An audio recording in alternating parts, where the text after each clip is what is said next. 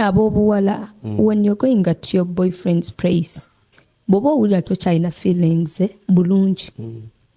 Saba wa boda akwetooloozemu Humps emirundi ng'esatu nga tonatuuka. That is a normal woman. Va ku baana ab'okunoonya nga ye yakona.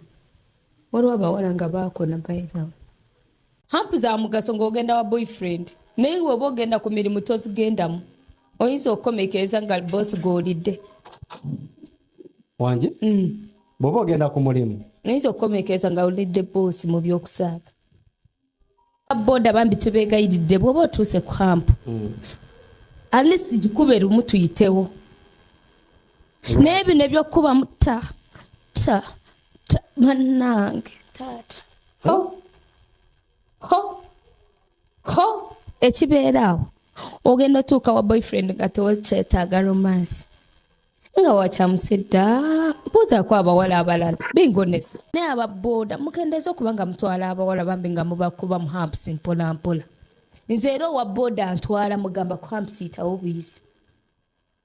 Piki eba eyonooneka. Ayitawo obuyisi tunaasonda endala tumugulire. Yeah, binyuma. You go somewhere, be eaten and come back home. Simple.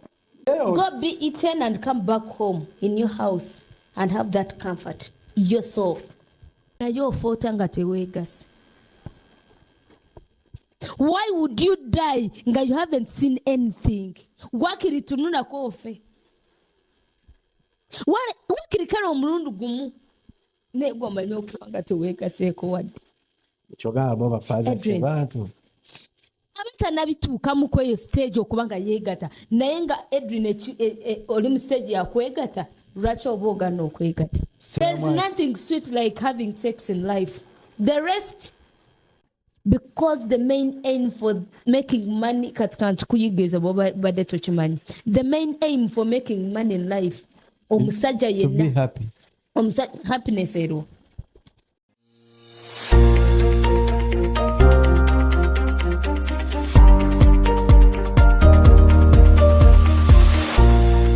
Ground TV, 100% entertainment. All right. Tubaniriza gwe na ku Ground Media UG ate ko Sunday Ground TV.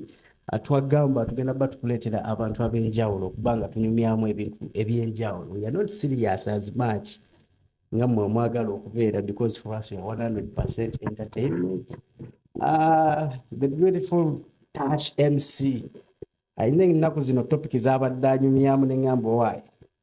Naye njagenda mukyazeeko ambuulire ebintu binene engeri gye yatandikamu okubanga from MC to Sengalingi. Naye nga mwebale kubanga mwasubscribinga, bw'atana subscribinga akyoba okukolera kiri kimu kyokka ngendo subscribinge osobola okubanga weegatta ku the big family. Video oba gwe mulundi gwo gugirabye ogusoose ajwe ka like share ile tukeko yatanagiraba ate tusobola okubanga we make this family big and better. Genda ku www.groundmediaug.com ate tusobola okubanga onyumirwa Ground TV gwe aina esimu ya Android oba esimu zino ezaffe eza bulijjo nga tolina erina kibala kyalumwako downloading my channel app osobola okubatenga olaba Ground TV. Ate gwe aina esimu ya iPhone now I know your Android still osobola okubanga downloading Afro mobile app nosobola okubanga onyumira 100% entertainment, that is Ground TV nobanga buli kimu okifuna bulambalamba. Njagala kubanga ntandikirawo. Tash, how are you? I'm okay, how are you? Mbugamba ki? I'm fine, how are you doing? I'm okay. Ground Media, Edwin K. Tugezaako okubanga tutambuza ekintu kinene omanyi za Museveni kasita zaaganye. Ebintu byafuuse bizibu. Connection, kyebayita connection. Maybe if you're not connected. Awo ke bayita amasanyalazi. Naye kyenjagala okusookera ddala okugamba abantu wadde tugenda mu kulonda kye tuba tusina okusookera ddala okulondawo tulonde emirembe. Byonna byonna weebiri, but all in all we have to keep peace ate nisobola okubanga we live this life tugende mu bulamu obuddako when you are safe.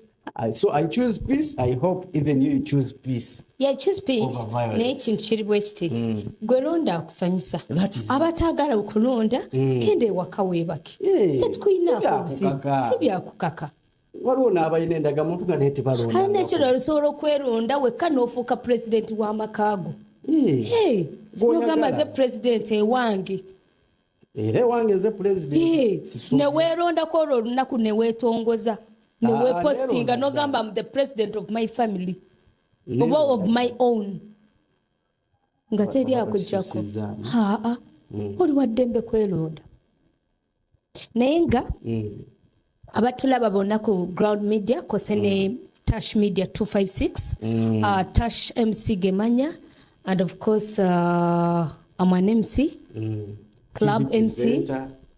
Club MC Events MC TV presenter I also part of the Kantu nange ndi muna Kantu siva ku Kantu if you create your own channel olbeera muna Kantu kanso njagala nina ekintu kyenjagala sooka okubuuza omusajja gwe bayita muwejjero mumanyi muwejjere kitaawo nedda mugandawo Raj we look alike nakasajja ako akakadde kamuwejjere ndi mukadde ndi mukadde ngamba kali kakadde kakadde just color ye like the color the looks nege muwejjero mumanyi mumanyi naye era simufaanana naawe I'm too beautiful. I'm a woman. Mama yachingamba. And every day she reminds me that, by the way. She told me, my daughter, you're real beautiful. So don't let anyone take you for granted. Nekapere mama wa mugamba you are very handsome. Nze mama buli wachingamba mpulira amaanyi. Every day she says it to me. Bw'oba onkwana ne bw'otachingamba sikulinaako obuzibu. Bakwana. Every day. Every time. Olunaku bantu bameka nga bakwana olunaku. Babeera bangi naye era sigamba nti they just at out words nkwagala biki as you know main. Nga bwe mwemanyi kale nawe Adrian. Nze sikwana. Kwana. Nafuna omukyala namala. Nga tanalaba byokola emabega wa TV. Wamamwe wetuli awo like soko mbolire olunaku nga lukedde ku makya olisi welutuukira ozziba mu inbox yomubeeramu abasajja nga bameka omanyi the fact that people have our numbers who are in social like who are socialites like we're in public figures at least you almost receive like 10 unknown numbers. Ngazibeerawo, hi, can we be friends? Hi, Tasha, I want you. Hi, you look beautiful. A lot of things.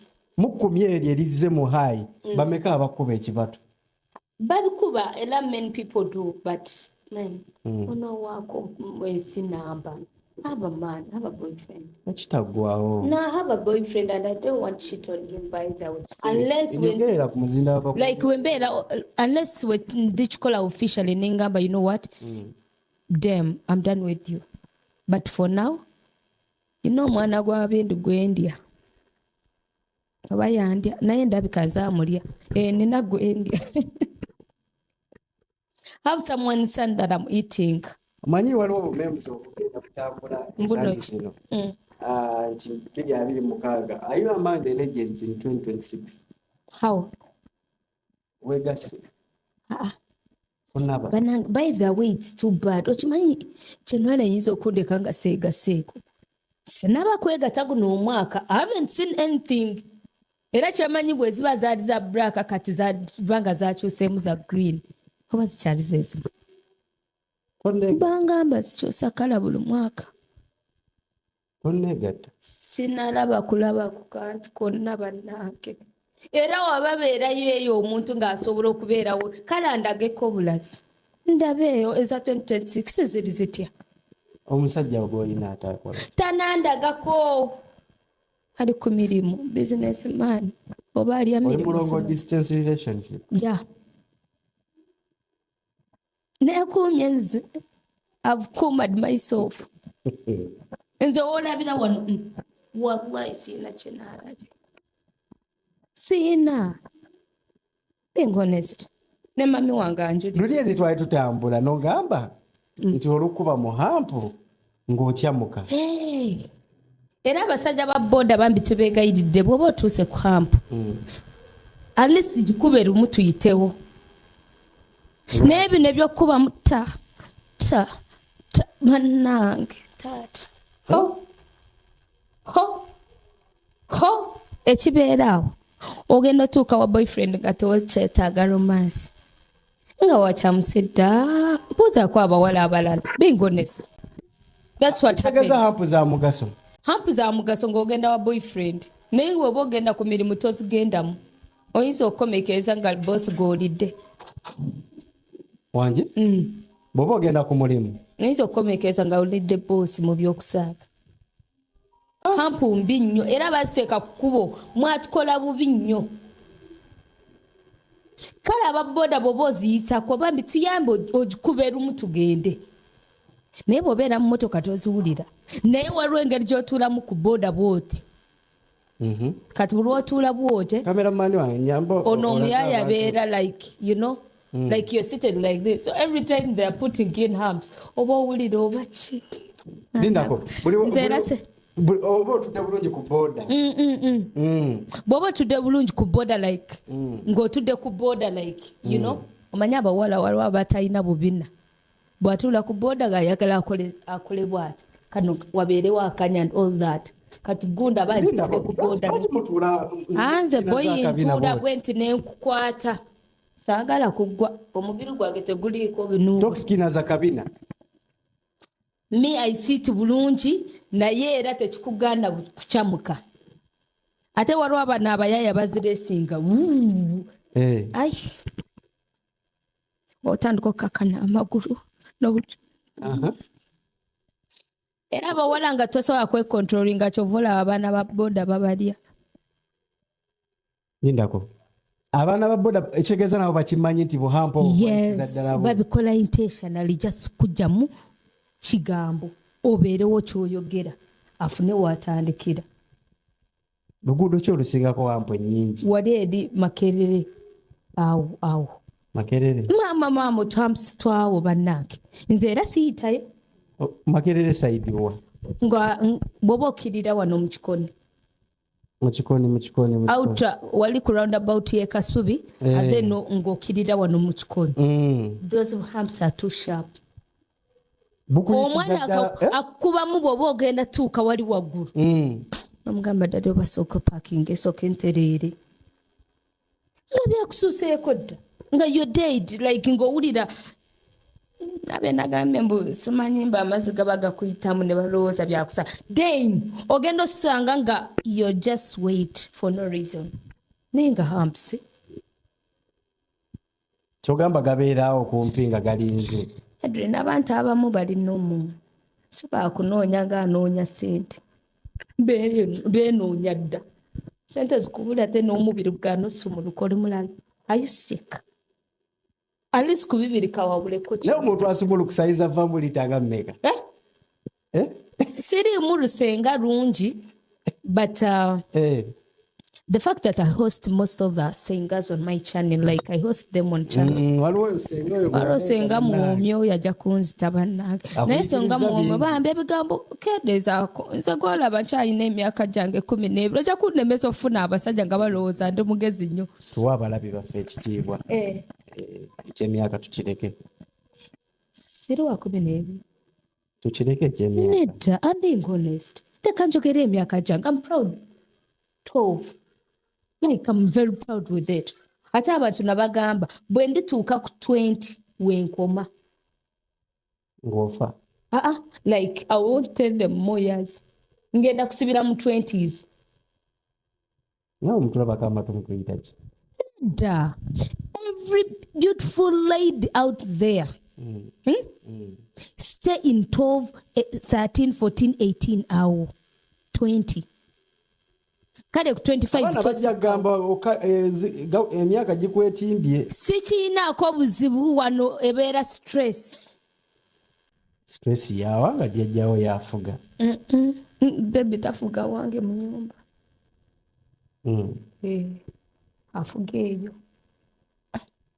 wadde otunyonyola abaana ab'obuwala ng'agenda abaana ab'obuwala when you're going at your boyfriend's place bw'oba owulira tokyalina feelings bulungi saba wa boda akwetooloozemu Humps emirundi ng'esatu nga tonatuuka. That is a normal woman. Va ku baana ab'okunoonya nga ye yakona. Waliwo abawala nga baakona bayibawo. Okukona kutya ng'emmere? Nga you don't have feelings. Kiva ku ki? At times it's stress. Stress ng'evaawa. Naye boy stress abaana abawala balina stress. Tobalaba mu mabaala. Mbalaba. Nino nekyemujagala. Ndagala tusooke tumalirize omugaso gwa Humps ogwo. Omugaso gwa Humps gwego ekisooka gwa kukendeeza ku accident tetuganye. Naye mwatukola bubi mwazikola sharp nnyo. Kale mukkiriza ababooda bo baziyiteko buyisi kuba munange ababooda bagenda kulya nnyo abaana bakasitoma be batwala. Yes kuba mungayagala obeerewo kyoyogera. Agenda bakompola mpola. Yes. Ta. Watuukira kwesemba mugamba tate mpola. Agira. Kataba kuba atya. Wama ababooda bavuga batya. Nze banne manyi bw'aba atuuka kasooka ka ta. Ne waro ta ako kabi. Ogambye baziyiteko batyo. I mean kanaka ta kabi. Ta tugende it's okay. Abaziyiteko speed. Yitako buyisi tugende. Nebino ebintu by'okudda ku mwana muwala n'omukuba muhabu as if jalaga wala. Oba tayagalayo mba ninye boda okubeerawo gye ntuuka mu bwangu naye ababooda mukendeeza okuba nga mutwala abawala bambi nga mubakuba mu Humps mpola mpola. Nze era owa boda ntwala mugamba ku Humps yitawo buyisi. Piki eba eyonooneka. Ayitawo buyisi tunaasonda endala tumugulire. Agiyiteko buyisi tugenda agenda kwonoonekera ku nze nzeka. Bakasitoma tuba tumuwase. Oba gwabeera okumpi. Nedda. You people, the things of getting turned on, anything can turn you on, especially when you give it attention. Kati bw'obeera ku boda, especially nga ogenda kulaba boyfriend, jjukira kati obwongo bawa obusetinze. N'olwoosi totadde mu kakubo kabikka mulamu. Abaana abawala tebakyayambala nika. Naye enuwe nika nazo mbi. Yeah. Badde manyi gwagenda okukubiriza abaana bazambale. Okwewala ensonga ng'ezo. Kati kankubuulireko akaama.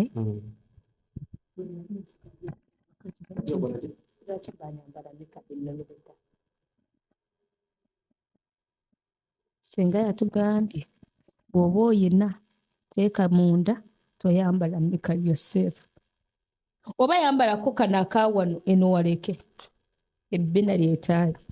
No wato inato era nakabina katono kakola ko kampola tekalina bikanyigiriza. Go nawe yakatwegattako tugamba webale kubanga twegasseeko andine Dash MC the baddest MC the microphone goddess. Bwakutuuka ku muzinda gwalina ebbaala nga wetaaga entertainment abonoonye kwasobola okubanga munayo omwaka mirimu. Tukole. I'm a bad MC by the way. I think you've ever seen me doing my game. I know. Yeah. Naye ensonga ezo. I have that game and it's really man. Kati. Yes, I host and I'm multi-talented. You host. Yeah. Like manyo hosting abantu nange. Like on my channel. I bring people. Omanyi ekigambo ekyo konkaranga wanje Adrian you thought what? But I host people home. Kiina engeri y'ennaku zino gye kitambula. Wamasireta basajja. Apu ya Telegram. Njimanyi but I ekigambo ekyo buli woyita. Host simanyi sibitegeera. Abaana abawala bahostinga naye nze hostinga like home. I don't host like home, no. I host someone like on the panel, like Touch Media 256, and we talk about some different things. You don't host from home? No. Nze nga mpangisa ennyumba mama wange jjajja wange yasooka okingamba n'agamba toleeta musajja ewaka. Lwaki? Simanyi lwaki naye omwana wa tempe weyinza omukubirayo nga munange byamususeeko naye yangamba don't bring a man home and I don't bring men home. Bw'omuleeta buzibu ki obuliwo? Sikyagala. I personally sikyagala. I don't love a man home. There is something you are hiding in your... I'm not hiding anything, but I just don't love a man home. Yeah, binyuma. You go somewhere, be eaten and come back home. Simple. Teachers, what do you advise girls to do? Go be eaten and come back home in your house and have that comfort yourself. Kati fe tuli mu socialite, ebiseera ebisinga you want that privacy. You just want to be you and think about some different things. Byolina okuwa abantu. Yes. Byolina okuwa abantu. Bannanga abantu batudemandinga sifu balina bye batuteresa. Okimanyi nti bw'ozuuka ku makya n'otateekayo akantu wabeerawo akamessage akajja. Today I have not put. Era gwe kikulumiriza wekka. Nga you feel like you need. Olina obbawa. Ate baba abantu tewabaliddemu osigala ng'oli ku mulamwa ago okubakolera. Every time you sit or you be in your house with a man, nze ndaba I don't concentrate.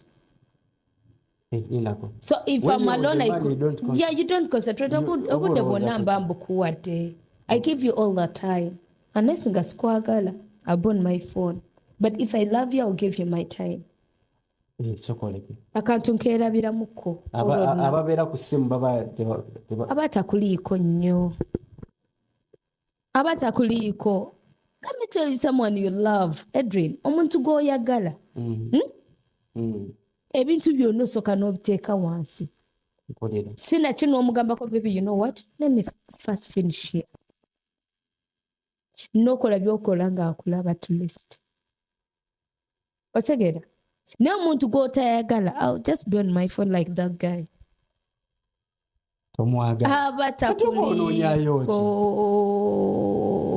Abamu, they just go there for leisure, like spending time and just be there. They are just idle. You go sit somewhere and be there. Gachachageza bonna bw'olidde obaagala. Sirina bendidde. Edwin, toli mulokole. Nze naawe tukimanyi toli mulokole. Abaana b'abende obalidde. Ndi mulokole. Interview with Julie Potential. Ate mwena musabuka omugambo. Leka tusabuke. Bawe ebigambo biri. Kasuku alina interview gye yakola ku Jayden n'amugamba. Na Jayden n'abagamba mbu ye tanalya. Wallahi namugamba mu bulamu bw'ensi. Okulwala kwe tekwanuma. Naye ofoota nga teweegase. Why would you die nga you haven't seen anything? Wakiri tununa kofe. Wakiri kale omulundu gumu. Ne gwamanya okufa nga teweegaseeko wadde.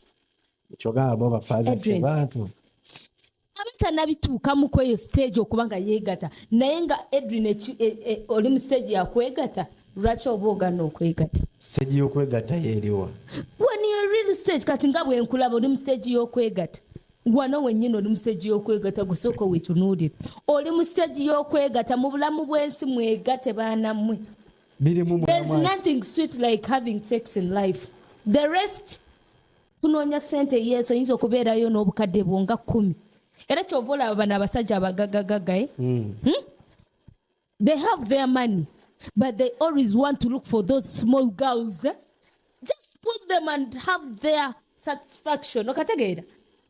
Because the main aim for making money, the main aim for making money in life, to be happy. Happiness.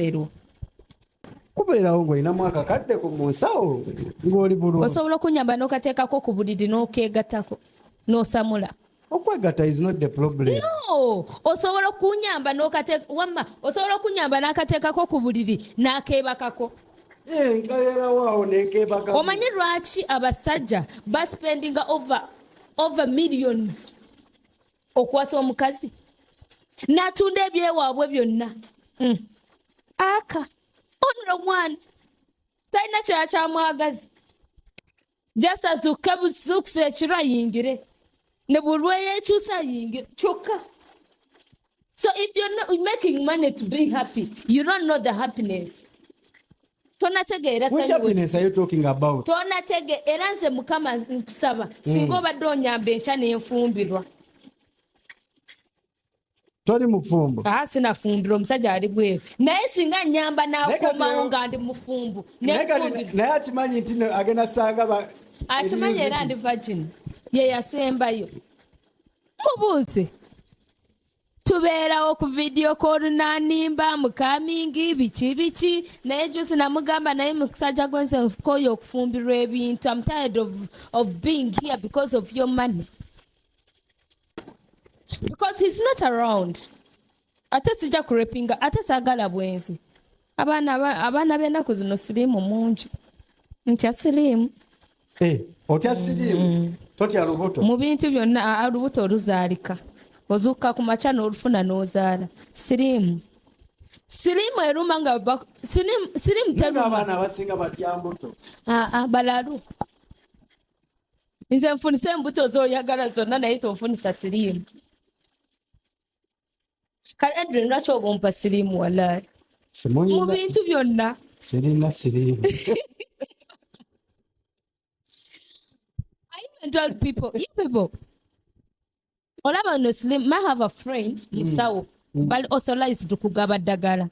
Nange mukazi wange musawo. Every time I feel like messing up, like nga ndi awo nga aidwa bichi. Ngendayo n'entuulako ku ddwaliro. N'olaba ku balwadde ba siriimu. N'endaba ku banno n'eddagala abaana abanyirira. Ate abalwadde ba siriimu banyirira. Teri asinga mulwadde wa siriimu kunyirira. Okujjako signs and symptoms zivaayoko. Ze ziriwo ezo. Ezo osobola okulaba kabuto nga kalina engeri gye kazimbyemu. Oba n'otunuulira eno skin nga bwe ogikwata bw'ekyo oba eriko ekuumukumuka. Okitegeera? Awo otegeerera naye nga bannamu abaana ba siriimu banyirira. Era bano abawala ng'oyagala kunyirira ebyaddala. If you want to look real beautiful, lwala siriimu. Go get HIV ojja nyirira. Ekisooka ekiweke kigeza. Ekyo kyagambye tetukikkiririzaamu. You can be beautiful. Ng'oli ku waliwo abateekiririzaamu ng'awulira ayagala kulwala. Mwekuume musobole okuba nga mubeera balamu. Teri mulwadde mulamu. Adrian, omwana ayinza okubeera awo n'agamba sinyirira kimala. Kati bw'oba olaba nga otonyirira kimala genda olwale siriimu otandike ekiweke. Ojja nnyirira kinyiriza. Ate n'ekirala, you're very fine with HIV until you're told in the hospital that omanyi wasembayo okwegatta ddi. Awo. You're very fine with HIV. Until you're in the hospital and the doctor comes and asks, wasembayo okwegatta ddi. Oli wali mu kaseera. Jukira bazitunulako obutunuzi bw'ati. Naga akyamulidde. Kati singa tukugamba oli mulwadde okola otya? Otandikira ku ki? Nze waliwo embwa y'omusawo yatandika obbingamba ne mugamba gwe mpa research zange naawe tonkangakanga. Gayi yali serious nawulira akatengo nakankana. Omwana yaseseza nti yavaamu olutiko. You get turned on like it's normal because this is nature. Bali bakoleseeko musisi. Bali bakoleseeko musisi. But that is so much in Uganda.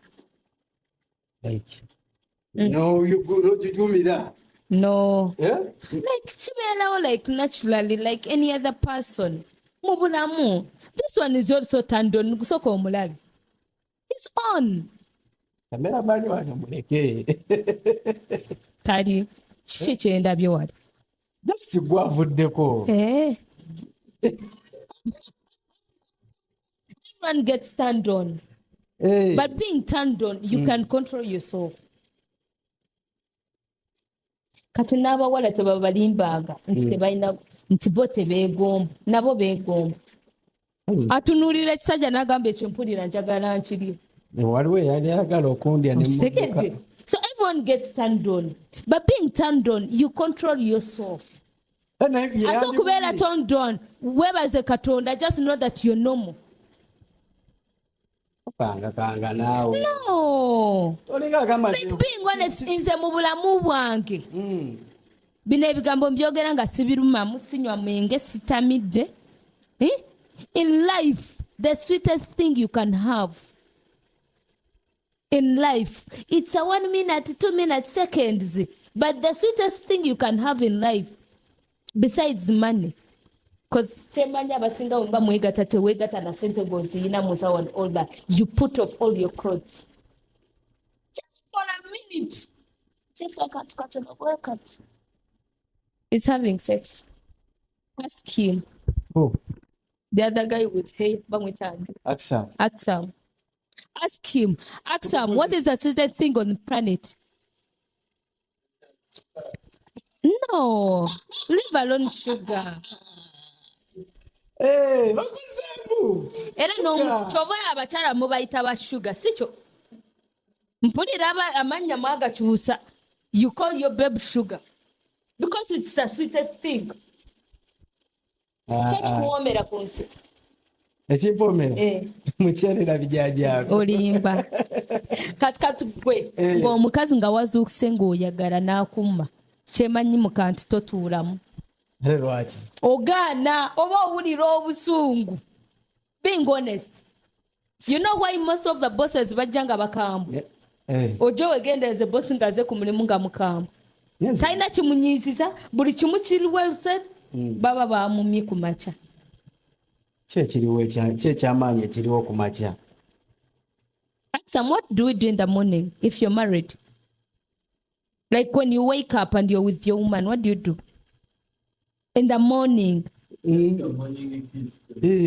kisingako wano ku forehead banange munsonyi okubanga ntambula oba nga nkola n'abanakyalo abatamanyi kyakukola ku makya nga bakazuuka mu buliri nga bafumbo otegeera nze saawa zino neegomba mufumbo naye kibuneegombesa kyekyo kyokka kyokka only that wake up tap go for work wallahi ngenda kusabira esaala zonna katonda kukulembero otuuke bulungi emirimu gitambule bulungi naye geza onyime nyomba ondeko omumwa gutadde mu kirabika yenaye n'omukazi omulala kyogamba abasajja obakubiriza in the morning when you wake up my friend babe at least kale teekamu olekeraawo at least mugambe obudde bunkutte naye ng'otaddemu ng'oyingidde omulinde sirisenga but I'm talking out of experience. Not experience baby because I'm not married. Hey, you are talking I'm dreaming out of dreams. I'm also dreaming to be that, to do that in life. You hear what married people experience? Yes, I feel they enjoy but tulyako ebiwooma nekati gwatali mufumbo genda zuka kumacha netala titididin ngeza bathroom nabye tukola. Like this side is totally different. What do you do?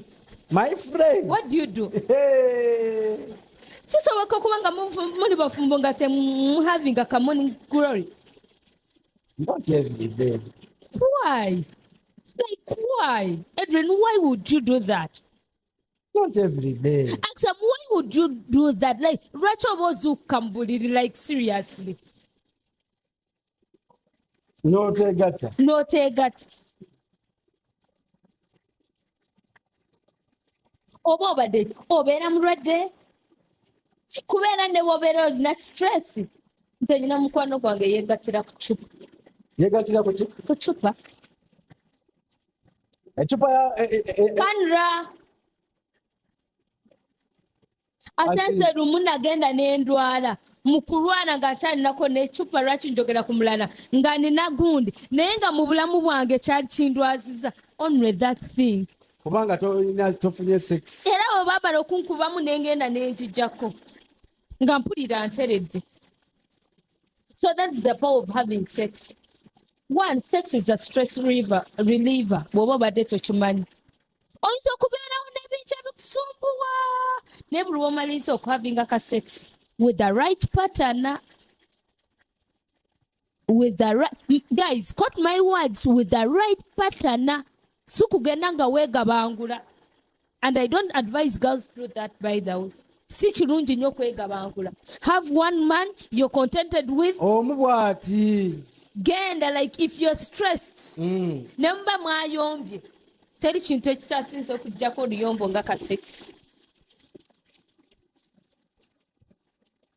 Only that in life.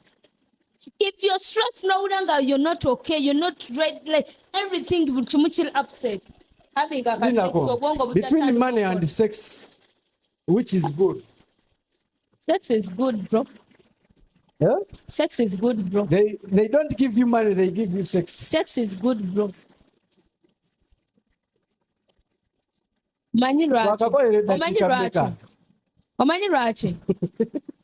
Omanyi lwaki nkugamba ekigambo bwe kityo.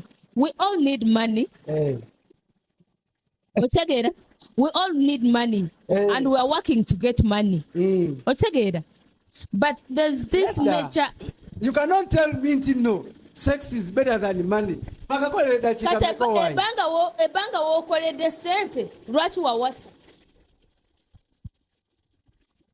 Edda ebanga lye sente lwaki wawasa? Lwaki tewasigala na sente zo? Bw'oba ozaala okola otya? Bw'oba ozaala okola otya? Weegatta si bwe kiri? Wandisigadde ne sente ze. Si kyekyo yandisigadde ne sente ze. Tosobola kuŋŋaŋa nti no sex is better than money. Nkubuuziza ekibuuzo wamma nga tusiibula baganda bange. Mwena abaliko. It's a real debate.